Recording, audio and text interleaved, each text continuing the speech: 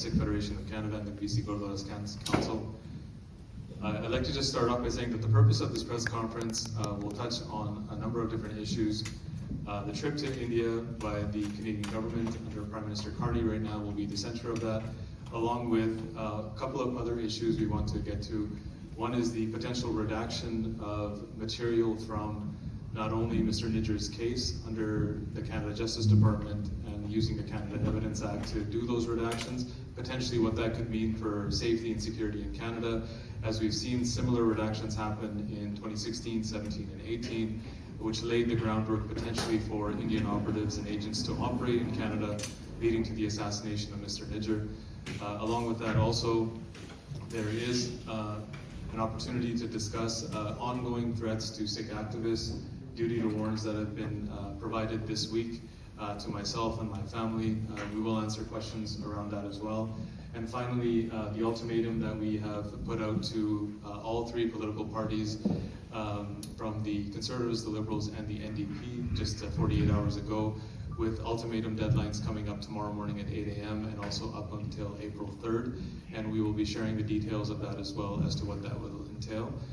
At this moment, I'd like to hand it over to Danish Singh. He's the president nationally for the World Sikh Organization of Canada. And after him, Gurpreet Kaur, who is the regional president for the World Sikh Organization in British Columbia. Thank you.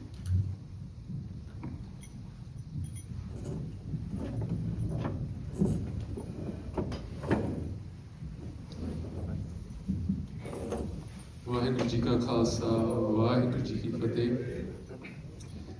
So today we are gathered at a deeply troubling moment. Just a few days ago, Maninder Singh, a prominent Sikh activist who's here with us today, a man born and raised in Canada, received a renewed duty to warn notice from the police about an imminent threat to his life.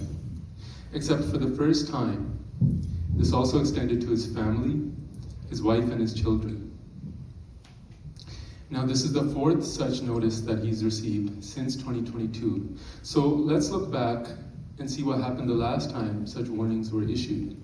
Because also in 2022, Bhai Hardeep Singh Nijjar, a Canadian citizen, also received such a warning.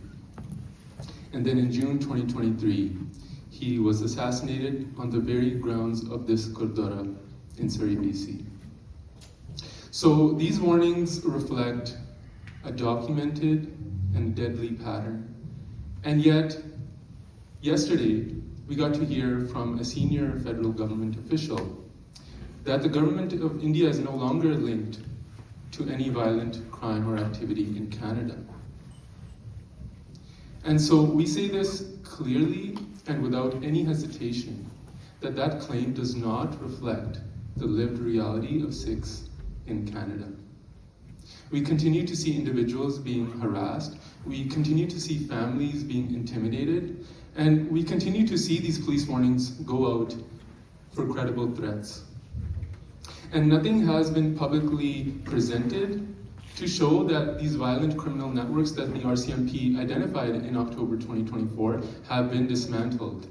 We see nothing where it's disclosed that assurances and accountability has been obtained, and we see nothing to show and reassure Canadians that safeguards have been put in place. In fact, just this past week, the Bishnoi gang, a listed terrorist entity, took responsibility for a shooting in Calgary. The Bishnoi gang, who the RCMP identified as carrying out violent criminal acts at the behest of the government of India. So saying that a problem is solved does not make it so. And this is not about democracy or trade or the economy. This is about Canadian sovereignty. This is about the rule of law. It's about human lives. The RCMP identified and linked agents of the government of India to homicides, to extortions, to threats, and organized crime in Canada.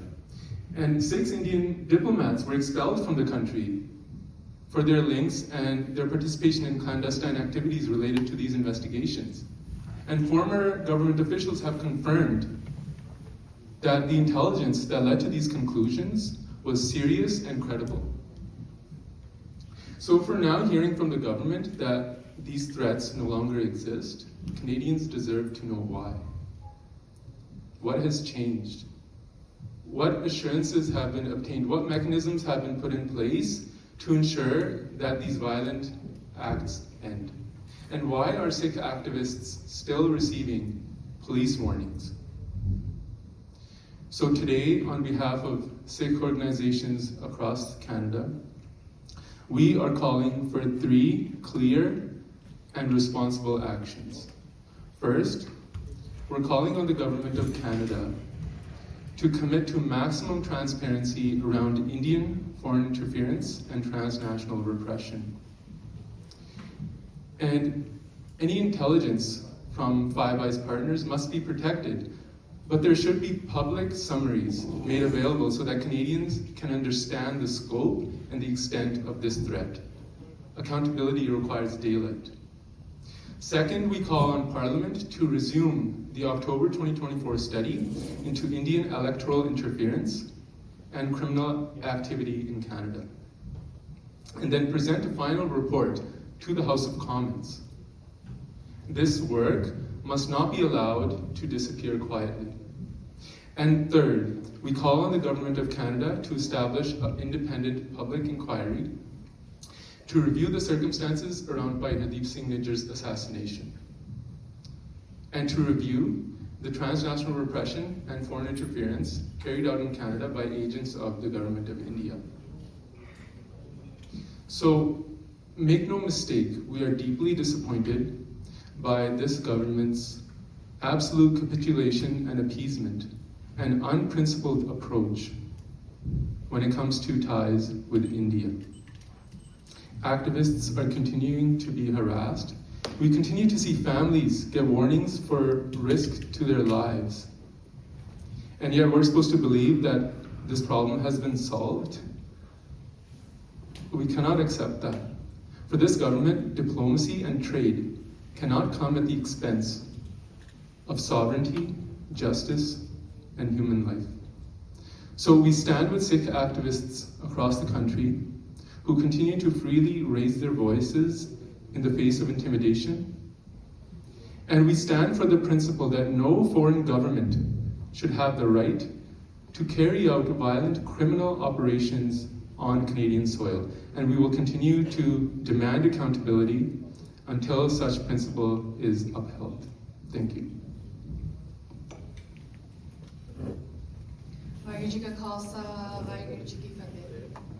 In December, we held town halls across Canada with Sikh Canadians, in British Columbia, in Alberta, and in Ontario. We didn't go there to make speeches, we went there to listen.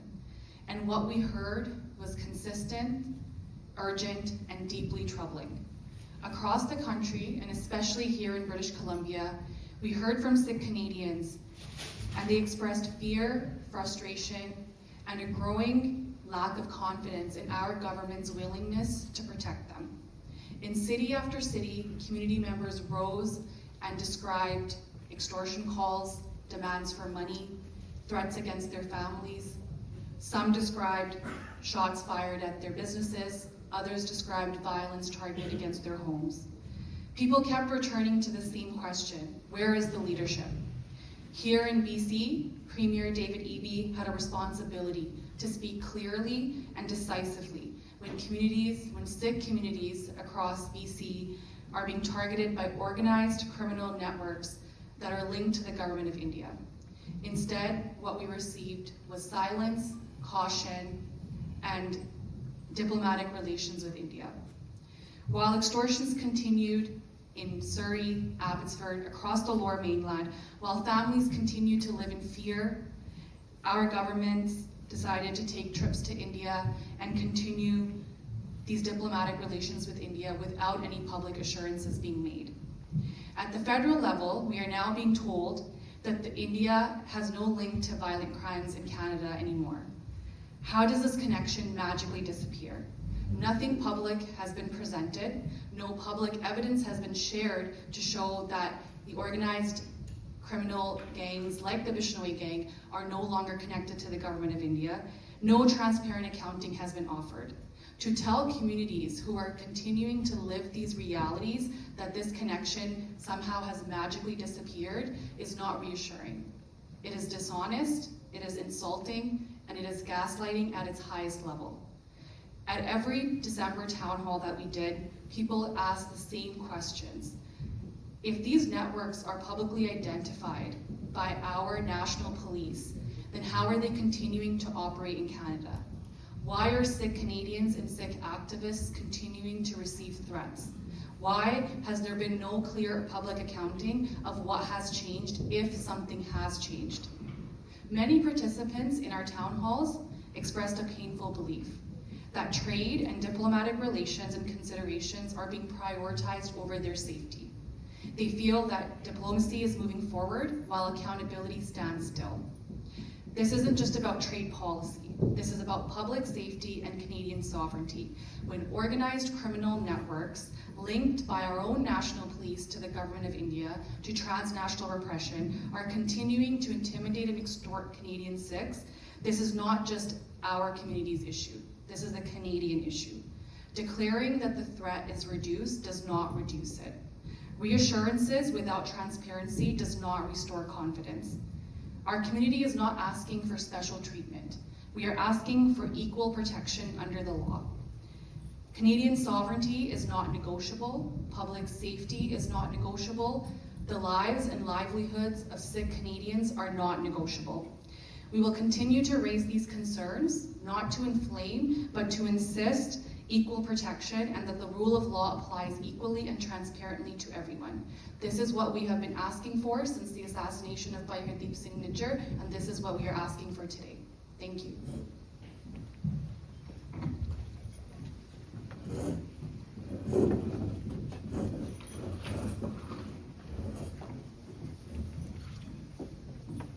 I'd like to add some pieces here that I think are crucial right now for us to understand that even the government right now seems to be flip-flopping on what their actual position is. We had yesterday members of the Liberal caucus or staffers releasing information or giving information to the media that India is no longer behind these threats, that India is no longer behind this violence that's happening in Canada. And just this morning, from what we can see in the media already, we have the Public Safety Minister that, as I quote, said that we have more work to do to ensure agents of the government of India do not threaten Canadians. So which one is it?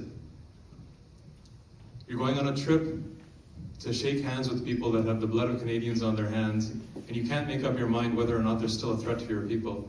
You have the Minister of Public Safety in this country saying that we still have more work to do.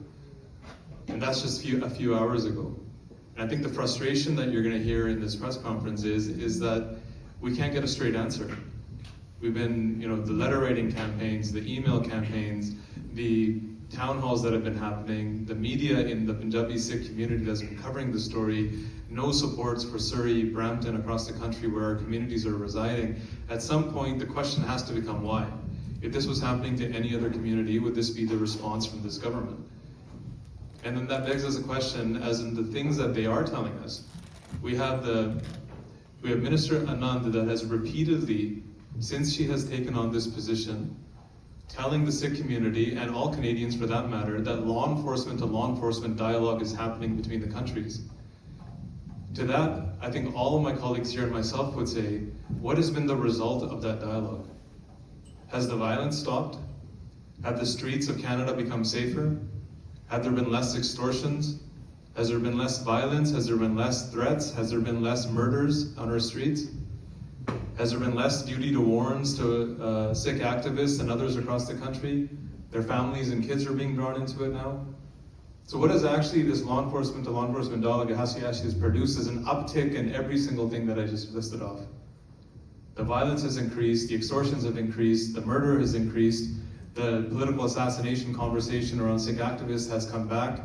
Duty to warns are now expanding to families, women, and children. So what has this law enforcement dialogue actually accomplished for Canada? So in my opinion, there's only two things that could be happening here. The first is the minister is completely incapable and does not have the ability to carry such a conversation out with a nation state like India, which is a rogue and enemy state of Canada. Or the second is, which is just as disturbing, if not more, there is no conversation happening. That this is complete capitulation at the end of the day in order to get economic and trade deals. Because if there was something happening, would we not have seen some type of positive impact or aspect of this on Canadian streets? And we see none. And in that situation, when you have somebody in a position for well over a year that has not been able to deliver any type of positive outcome to what they have been saying, why are they still in that position then? And this is a conversation that has now started, and it should be a real conversation as to if people are not able to represent the interests of Canada, Canadian citizens, and their interests lay elsewhere, then they should not be in those positions. We are not talking about trade, we are not talking about economy, we're talking about people's lives. And the question the Sikh community is asking is that what are our lives worth at the moment then? In order to expand on what my colleagues have already said, the three demands that have been put forward in multiple letters to political parties by the organizations, the BC Gurdwaras Council, the Ontario Gurdwaras Committee, Quebec Sikh Gurdwara Council, from the Spanish Cultural Centre, Gurdwara in Calgary, the World Sikh Organization of Canada, and from Sikh Federation Canada. That's approximately 40 Gurdwaras across the country. All major Sikh Khalsa Day parades and Nagar Kirtans are under those Gurdwaras as well. So the decision was made not only to put this out as three demands, but also to issue an ultimatum at the same time, that by Friday, 8 a.m., 20 Sikh MPs were delivered letters 48 hours ago, that they have until Friday, February 27th at 8 a.m. to decide whether or not they want to stand with the Sikh community on the three demands that my colleague had read out. And in that, we chose the 20 Sikh MPs for a particular reason. They represent Canadian interests. They are part of the Canadian political system. They have constituents. It is in their constituencies, all 20 of them, where the highest level of extortions, violence, the political assassination of Hardeep Singh Nijjar, all of them have taken place in their ridings and constituencies. That is a vast majority of where this violence is taking place. That is one of the primary reasons they were targeted with these letters. The second portions of those letters were sent to the political party leader of each of those political parties, Don Davies, interim leader for the NDP, Pierre Poilievre, the opposition leader for the Conservative Party, and Prime Minister Mark Carney for the Liberal Party. All of them were issued notices that the organizations listed, and that list will expand as we're just starting, that by April 3rd they deal with us in a meaningful dialogue, come to a resolution on the issues that we are trying to address, or that the same thing that we've sent to the Sikh MPs and the same thing we're saying to the political parties, that on those dates they will be banned from speaking at all Gurdwara stages and Nagar Kirtan parades, Khalsa Sajna Divas Saki parades across the country, that ban will go into effect as of February 27th, 8 a.m. for the 20 Sikh MPs, and with no resolution on April 3rd at 5 p.m. for the political parties themselves. This is not something that we have taken lightly. This is conversations that have been happening on and off for a very long time now for all the reasons I've stated. That the violence is increasing, murder is increasing, we're talking about people's lives, now we're talking about children's lives. So where does this end? And in closing here, what I want to say before we take questions from the press here, is that we are not here to beg or to plead anything from anyone. If I speak just for myself right now, being at the center of this situation with myself, my wife, my children, I can only say one thing, is that if India wants to come, then let them come. That they came for Mr. Nijjar, and Mr. Nijjar used to always say something, which is that, like, you know, death is acceptable before silence. And that's something that we all have to kind of in the Sikh community weigh in on now as well, is that we can't be silenced. The basic fundamental freedoms of this country are enshrined in this charter. Freedom of expression and speech that is being dictated now by another foreign government that wants to silence people, and just because they have a political,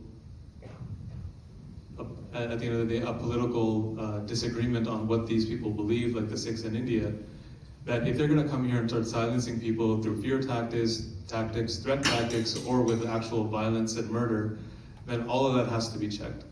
And for us right now, we have nothing left to lose. And that is how the community's feeling and perception is right now, with all the violence that we've seen inflicted over the last year in particular, but over the last several years, that the community is feeling now more than ever that we have nothing left to lose as we walk down this path.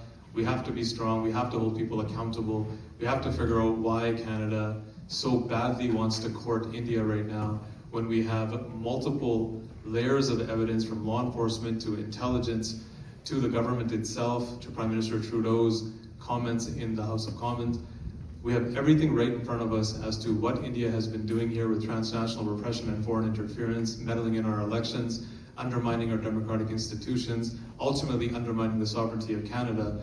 What else do they have to do in order for Canada and for Canadians and for this government to actually understand that this is a rogue enemy state? They are no friends of ours. Their High Commissioner has made it very clear since arriving here that everything that the Canadian government, law enforcement, and intelligence agencies have said is absolutely false, that India has nothing to do with this. This is a Canadian problem, and that has nothing to do with India. Now, how do you have good faith dialogue with a state like that that is murdering your own citizens? And that is a question only Prime Minister Carney, Minister Anand, and their Liberal caucus can actually answer for us. But I would like to say at the same time, we expect a lot more from our opposition as well. These are the moments where they're needed the most. We've seen nothing but silence from the Conservative Party. We have seen movement from the NDP making comments, but we are looking for partners in this to actually challenge what this government is doing by partnering us with a country that is coming onto Canadian soil to kill Canadians. But their silence right now is speaking volumes as well. So this is not just for one particular party, one particular individual. This is for standing with what Canada actually stands for in its sovereignty, its human rights, its charter, its freedoms. This is underlying that. This is not just a Sikh issue. This is a Canada-wide emergency, a national crisis when it comes to violence, and we have to see it as that. Otherwise, this courting of India will lead to more violence, it'll lead to more threats, it'll lead to more people dying on the streets, more extortions, more families destroyed. Thank you.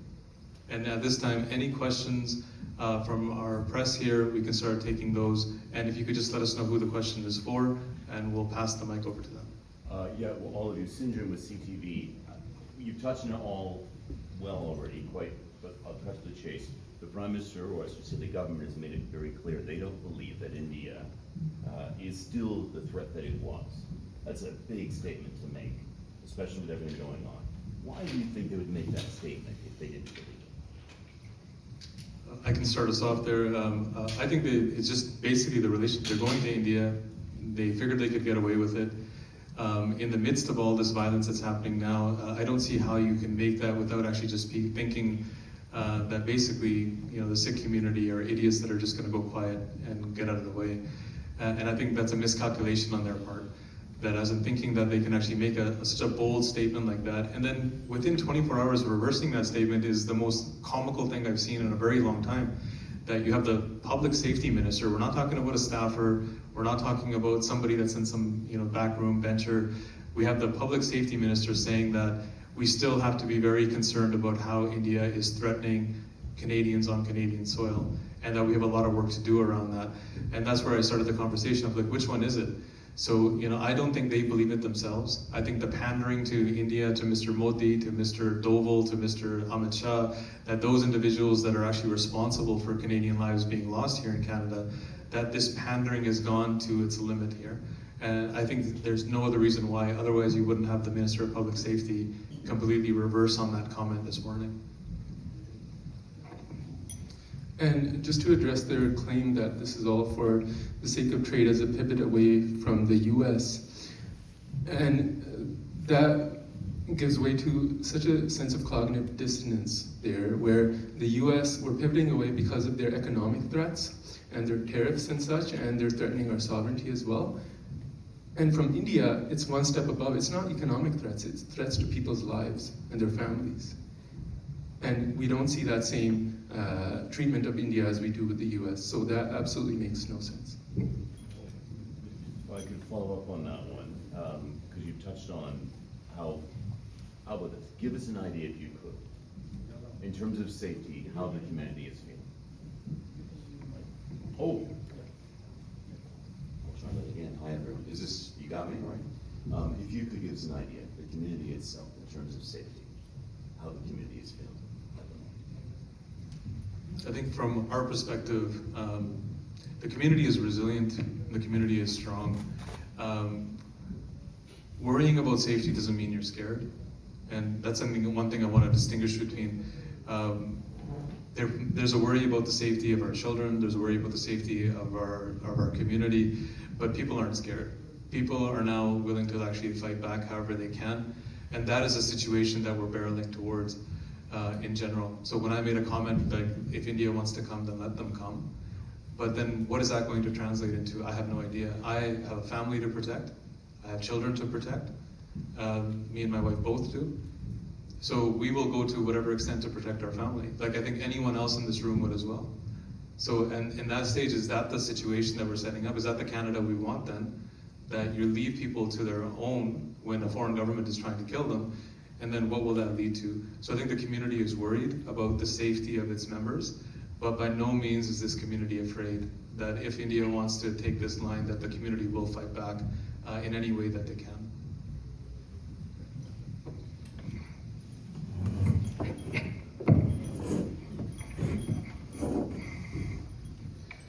Yeah, just wanted to add to that.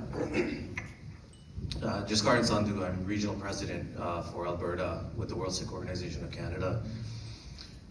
Prime Minister Carney gave a grand speech at Davos regarding the New World Order and how in today's multipolar world, Canada has to act differently than it has in the past as far as international relations go.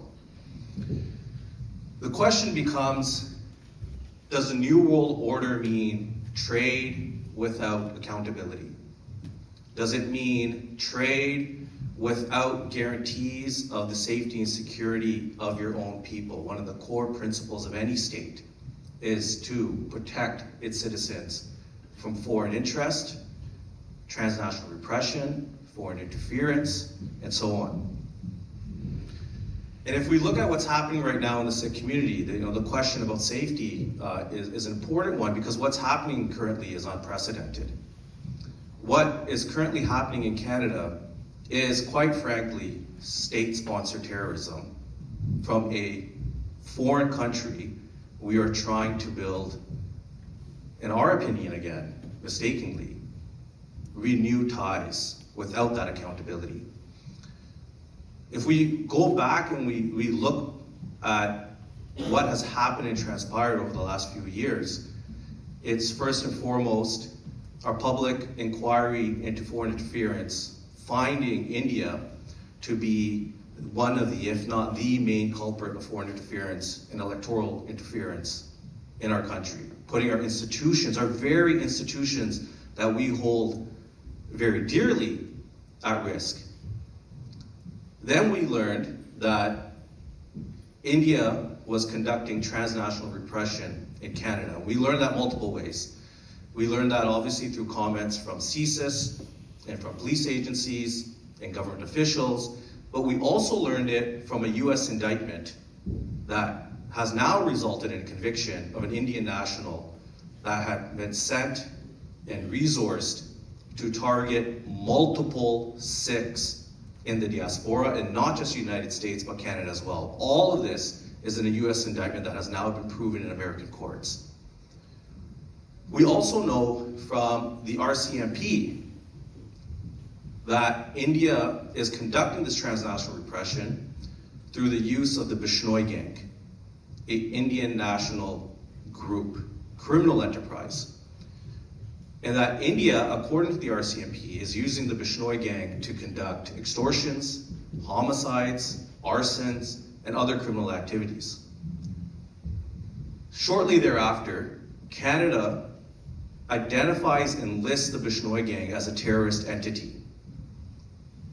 So the logic here is very clear that the conclusion that we have to come to when we talk about safety is that what we're trying to secure safety against is state-sponsored terrorism. It's the use of a terrorist entity by a foreign government to target Canadians. Yes, it is the Sikh Canadian community, but we are Canadians that are being targeted. And as citizens and as residents of this country, we're owed a certain amount of dignity and security by the state that we live in. And so you follow this logic, and what becomes very apparent is that this is not only just incredibly unprecedented, there is no equivalency to any other community facing this from any other foreign government. You know, we talk about China, for example. Prime Minister Carney was also recently in China to announce renewed relationships and trade relationships with China. Yes, China was also listed in the public inquiry into foreign interference as a main culprit of the same. But India stands out in the way and volume and intensity that they're conducting transnational repression, state-sponsored terrorism in this country. So it's a false equivalency to lay them both on the same table. What India is doing is unique in its violence, in its scale, and its hostility. And to the point that Maninder Singh made, we can't even get consistency of positions on the current state of affairs of India's transnational repression program in Canada as our Prime Minister is landing and visiting there to conduct bilateral meetings and trade negotiations. This is nonsensical, it's disgraceful, and quite frankly, it's offensive. Hi, Saurabh for CBC News. The 20 actors that you have written letters to, what is it that you're hoping from them? Like, how are they going to show the support for the Canadian Sikh community as you want them to? I see MP Subdariwal tweeted this morning saying he was in complete disagreement with the official who said there was no threat from India. Is that enough, or are there specific actions that you're looking for from them? And are you going to name them publicly who these 20 MPs are?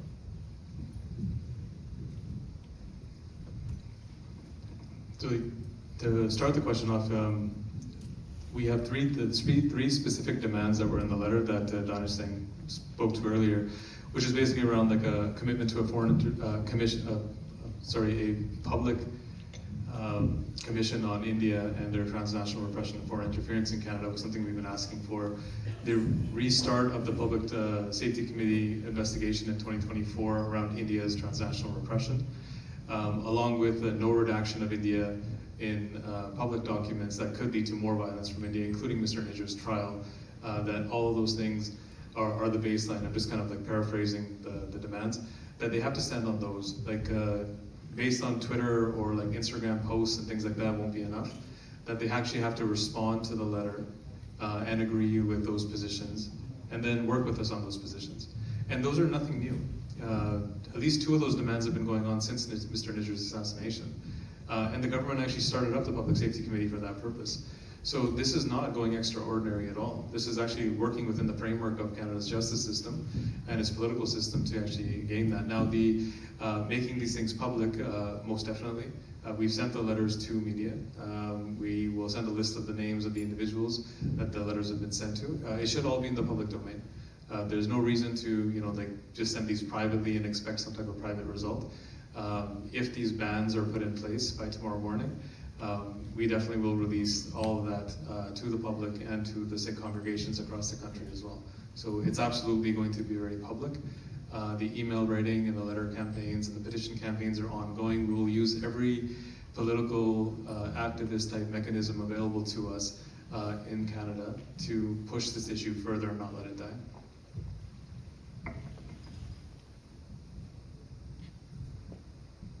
I'm a reporter from the Canadian Press, and for Maninder, I have a question.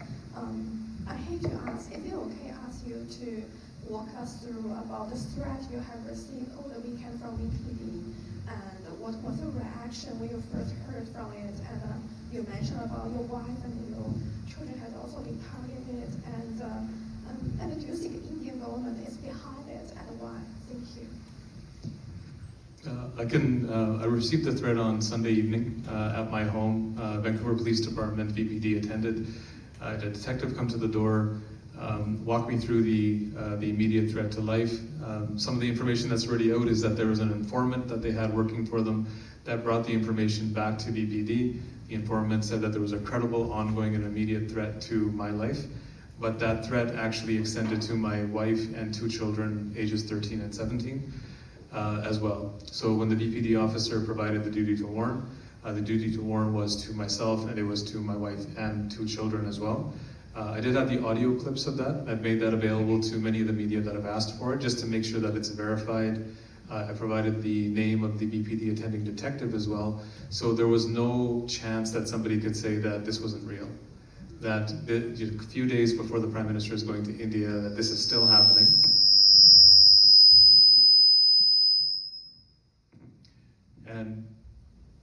And in that situation, what kind of goes through your mind is that I've been living with these threats for almost 4 years now.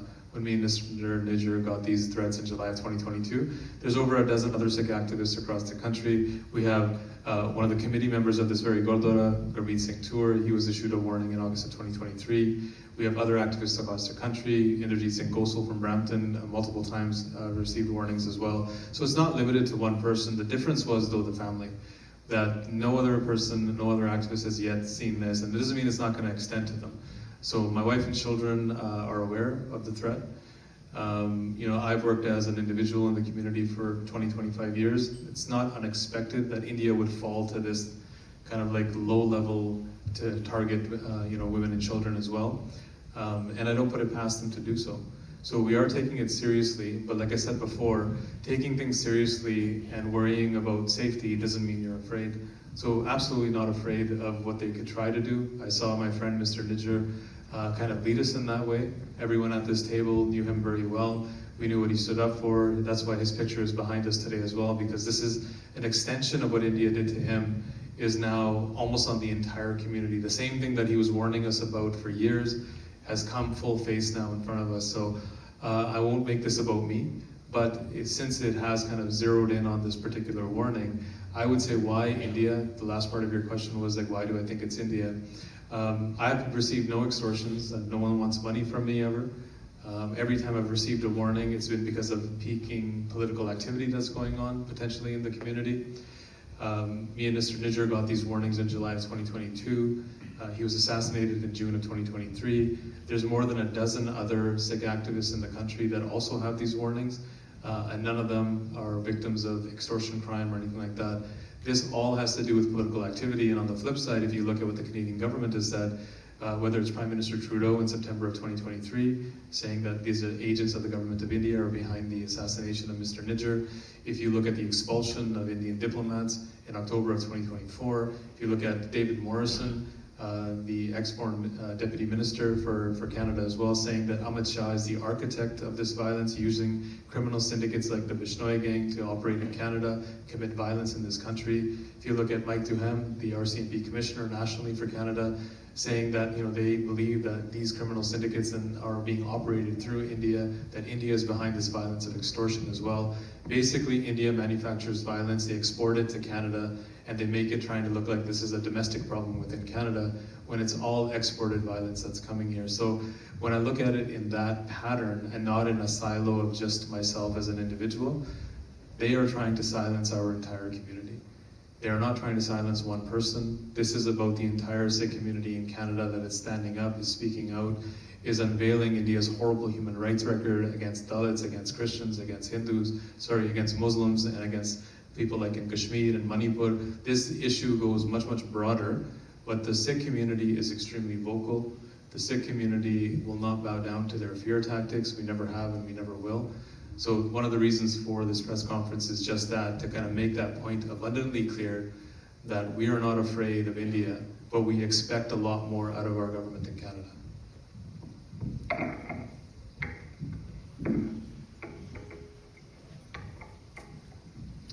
Is there any other questions from any of our media partners? I know we have the Punjabi Press Club here as well. If there's any other questions, we can take them now, or we can conclude the press conference, and any individual interviews that the press might want, we can move to those. So I'll take a last look around if there's any other comments or any other questions from our media. You've mentioned mentioned that you're pretty much telling politicians that they're not welcome. There are parades coming in the near future, there are other religious events. If they don't comply by the deadline, you're essentially saying you're not welcome at any of our religious events.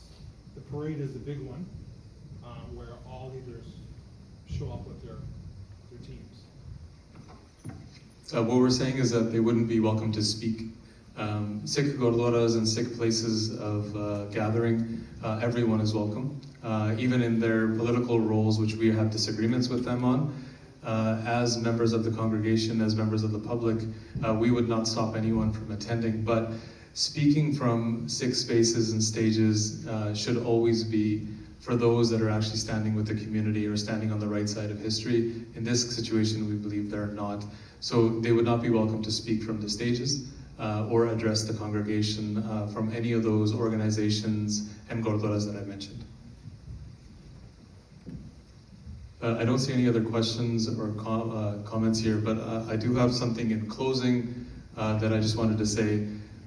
As we kind of close this out from the press conference point of view, this is just the beginning of basically for us a nationwide movement of Sikhs based on the demands that we put forward and the ultimatums that we've given. This won't die out here.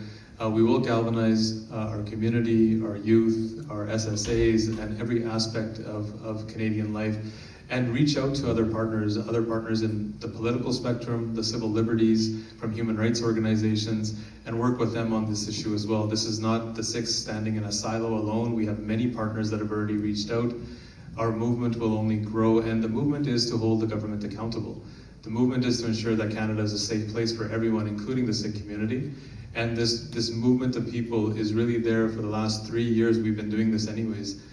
This is nothing new. That the only thing that's new is this complete capitulation to India, to washing away their sins in a way that trade deals will outdo the responsibility to Canadian citizens and the safety of Canadians in Canada. That we want it, and we expect that this government should do the right thing, and we have not seen that to date. And these ultimatums that we've provided to the government and to politicians across the country, they were taken after repeated attempts and opportunities given to them to do the right thing. And up until this point, by shaking hands and bringing Mr. Modi here, basically on the day that Mr. Nijjar was assassinated, 2 years later in June of 2025, was a huge slap in our face. Inviting somebody like Mr. Jaishankar to Niagara Falls in November of 2025, another slap in the face, and maybe the biggest slap in the face, bringing a human rights violator like Ajit Doval, who has been known in India and across the world, has been named in mass human rights violations against communities like the Sikh community in the 80s and 90s, bringing an individual like that here, bringing them here to have a conversation around safety and security is laughable. These are the individuals that are the architects of this violence according to Canada's law enforcement. And bringing them here was I think the final straw for us, where we have to take drastic steps, and that's the direction that we're headed in with this government. We expect them to do the right thing always. We're open to dialogue until April 3rd, and whether they take us up on that is in their hands now. But we will continue this every step of the way with the support of the Sikh community and our partners in other communities and other organizations as well. So thank you for your attending, and thank you for your time, and we will be available for individual interviews after if that's necessary. Vaheguru Ji Ka Khalsa, Vaheguru Ji Ki Fateh.